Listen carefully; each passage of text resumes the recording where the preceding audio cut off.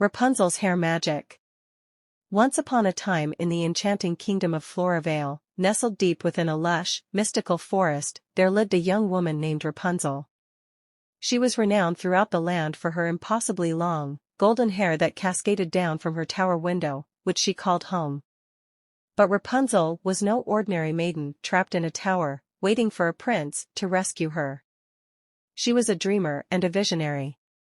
One sunny morning, as Rapunzel stood gazing out of her tower window at the bustling kingdom below, she had an extraordinary idea. Instead of using her hair merely as a means to descend from her tower, why not use it to weave remarkable hairstyles for the people of Floravale? She had always admired the intricate hairstyles the royals and nobles flaunted during the kingdom's grand events, and she knew she had a talent for creating beauty with her locks. With determination blazing in her eyes, Rapunzel began her journey. She painstakingly researched and practiced various hairdressing techniques, using her hair as her primary tool.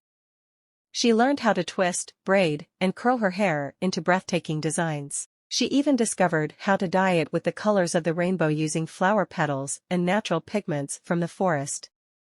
As Rapunzel honed her skills, she started to offer her services to the kingdom's villagers. People came from far and wide to witness the magic she wove with her hair. She created elegant updos for the ladies attending royal banquets, charming braids for young girls, and even impressive facial hair art for the gentlemen. Soon, the entire kingdom was buzzing with excitement about the extraordinary hairstylist who lived in the tower. Word of Rapunzel's talents reached the ears of Queen Isabella, the ruler of Floravale. The queen had heard about the magical hair of the tower-bound maiden and was intrigued by the idea of having her hair styled by Rapunzel. She sent a royal messenger to invite Rapunzel to the palace for a grand event. Rapunzel accepted the invitation with enthusiasm.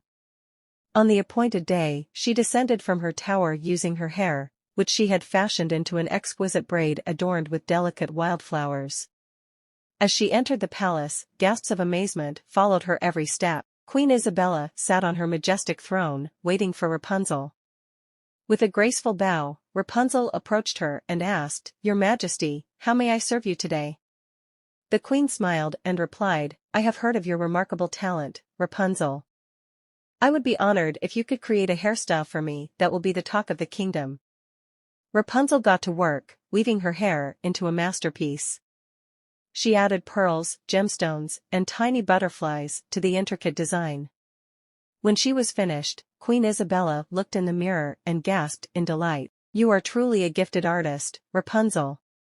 From this day forth, you shall be the royal hairstylist of Floravale."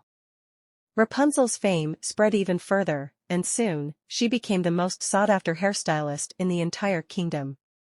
Her calendar was booked for weeks in advance, and people traveled from neighboring lands to experience her enchanting creations. But Rapunzel never forgot her roots, quite literally. She continued to live in her tower, where she had transformed the top floor into a bustling salon. She used her long hair to create magical hairstyles for everyone who sought her expertise. She was not just the girl with the long hair anymore, she was Rapunzel, the famous hairstylist of Floravale. And so, in the heart of Floravale, Rapunzel's story became a legend, not for her imprisonment in a tower but for her ingenuity, creativity, and the extraordinary hairstyles that brought joy to the kingdom for generations to come. The end.